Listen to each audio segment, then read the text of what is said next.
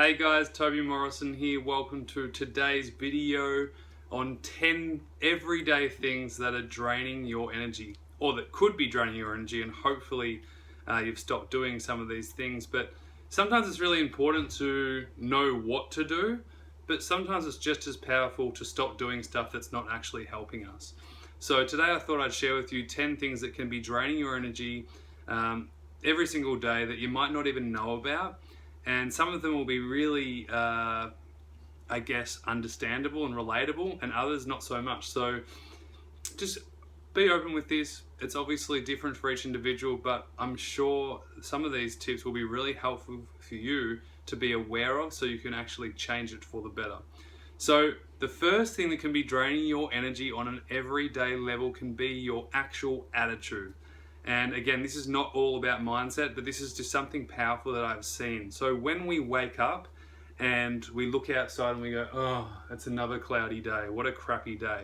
Already we're kind of responding as if we're not in control of how we feel and that it's the weather's fault for making us feel bad. Now, that would make us physiologically feel a lot crapper, so to speak, all right? What we want to do is actually change our attitude to have a better outlook on life, regardless of the situation and circumstances around us.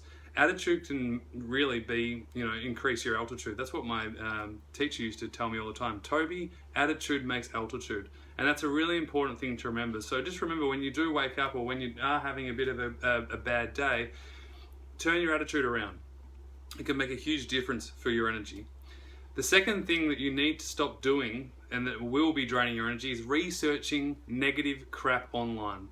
Now, it's easy to do, right? You jump on Google, you type in what your problem is, and then all of a sudden all these things come up and you start to panic and freak out. Now, when you do that, that's obviously exhausting more energy. And yes, it can be useful sometimes, but most of the time it's not useful. So the question you can ask yourself around that when you're doing things like that is it useful? Okay? The third thing that can be draining your energy every single day is comparison. Oh my God, that is like, you just don't need to do it, right? Full stop. I don't really need to go into it, but especially comparing yourself to other people, it's a non-issue because you don't know what anyone else is going through. The only person you can control is yourself, so start to focus on that. And I would stop comparing yourself to your past self or where you're at right now. Instead, just focus on what you can do today. That's really important. That'll free up a lot of energy that you're wasting on comparison.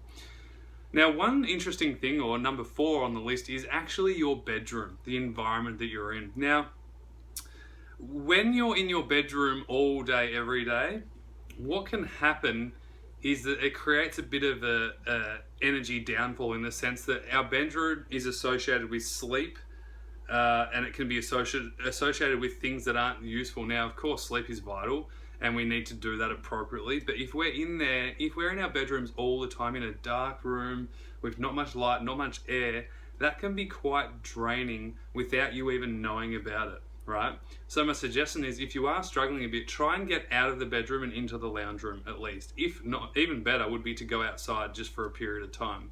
If your country allows that in terms of the weather, so to speak.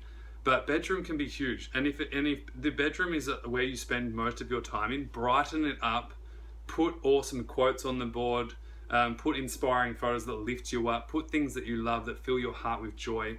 That will also help with you, with your situation and circumstances. Now, number 5 on the list is dehydration. Now, this is an everyday thing that can be draining your energy. If you're dehydrated, you need to drink more water, just like I've got here. And if you have some in front of you, I'd definitely sip that right now. Drink water regularly. It's just so important for you. Even 5 or 10% dehydration can cause a massive lack of energy in your body. So make sure you're doing that. Now, the 6th thing on the list is TV, unmotivating TV. Now, I haven't watched TV for a lot of years. We don't have a TV in our house, which for most people find strange, but I like to have conversations with people. I like to be able to sit in peace and quiet rather than watch crap that demotivates me and that's uninspiring and that's really mostly negative. So stop doing that.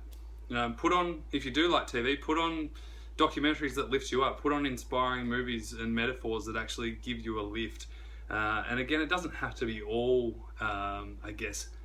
non-fiction. It can be fictional, but just make sure it's serving you. The seventh thing on the list is the internet.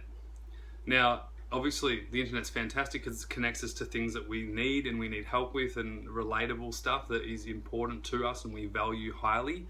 However, sitting on the internet and doing passive, boring things can actually be quite draining.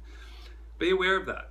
Now, it doesn't mean that you've got to stop searching and enjoying exploring and surfing the net. It just means being a little bit smarter with how much time you spend on it. You know, one of the things that you'll find is once you actually stop doing, all this stuff that creates a lot of noise in your life, and you start to bring back peace and harmony and centeredness, you'll find that you'll have a lot more energy to use for the stuff that you do love to do in your life, right? Life is too short, as they say. The number 8, is social media. This is a tricky one because we spend our time, literally, we've got two lives. We've got our physical life, and then we've got this, online kind of reality life as well, where it's like two separate living. So what we need to do is combine them to both and go, okay, am I living my actual physical life like I would love to? Is it helping me? Is being online all the time and having that identity, is that helping me too? And it can become a bit of an addiction. I know a lot of people struggle with it, and including myself. It's something that we all have to be aware of how much time we're spending. Is it actually inspiring us and liberating us, or is it draining you? That's a good question to ask yourself. And if it is, then you can obviously stop that. One of the things that you also need to look at that most people probably wouldn't be aware of is being stuck on the past. When we're constantly bringing all the past emotions up, all the past struggle up, all the past pain up, it's actually creating suffering in the now.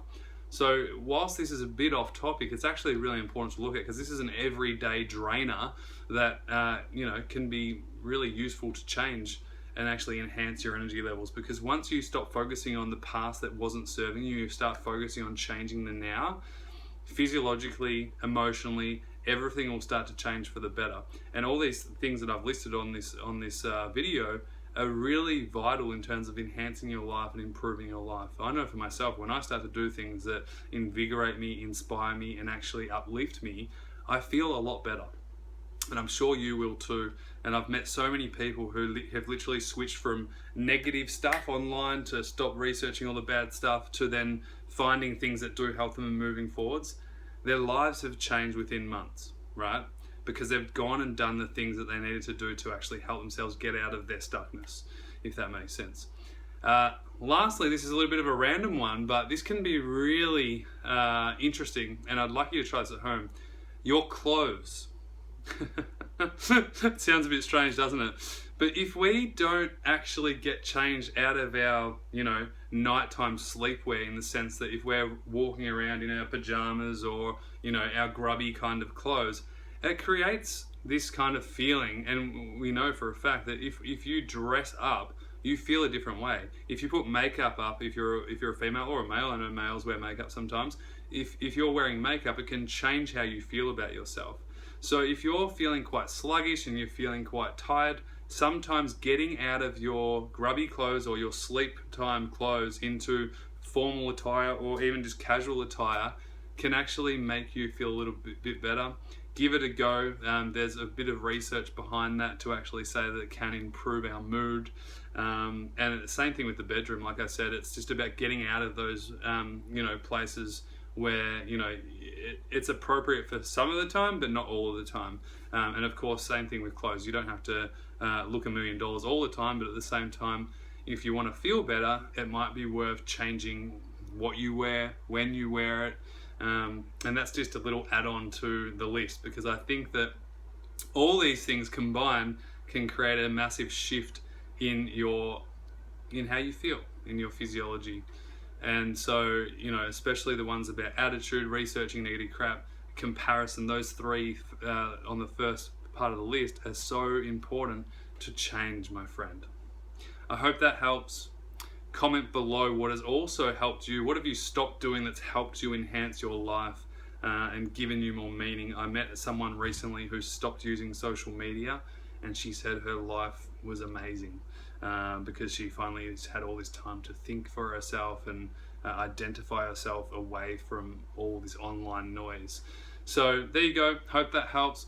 I will speak to you soon. Take care.